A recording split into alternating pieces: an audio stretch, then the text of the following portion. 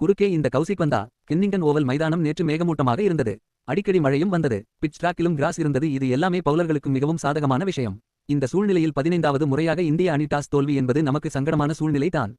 ஆனால் இங்கிலாந்து அணிக்கு அது மிகவும் சாதகமான நிலை. அதை சரியாகவும் பயன்படுத்திக் கொண்டனர். இது போன்ற சூழ்நிலைகளில் பேட்ஸ்மேன்கள் அதிகமா ரன்கள் குவிக்க முடியவில்லை என்றாலும் களத்தில் நீண்ட நேரம் தாக்குப்பிடிக்க முயற்சி செய்ய வேண்டும். ஒரு நல்ல பார்ட்னர்ஷிப்பாவது கண்டிப்பாக வந்தே ஆக வேண்டும். ஆனால் நம் பேட்ஸ்மேன்கள் அதை யாருமே செய்யவில்லை. ஒரு பார்ட்னர்ஷிப் வருவதைப் போல இருக்கிற நேரத்தில் விக்கெட்டை விட்டு கொண்டே இருந்தார்கள். இந்த மாதிரி சூழ்நிலையில் தேவையில்லாமல் கில் தன் விக்கெட்டை கொடுத்தது அவர்களுக்கு மேலும் பூஸ்டானது. கருண் நாயருக்கு அவருக்கு சுத்தமாக பிடிக்காத பாடிக்கு வரும் பவுன்சர் பந்துகள் பெரிதாக யாரும் போடவே இல்லை. அதை அவரும் சரியாக பயன்படுத்திக் கொண்டார்.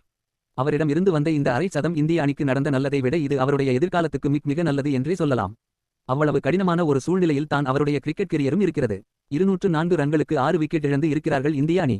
300 ரன்களுக்கு மேல் எடுத்தால் மட்டுமே இங்கிலாந்து அணியை சமாளிக்க முடியும். இல்லை என்றால் கஷ்டம்தான். இங்கிலாந்து அணி கிரவுண்ட்ல ஏதோ செய்து இருக்கிறார்கள். என்ன நடக்கிறது என்று பார்ப்போம்.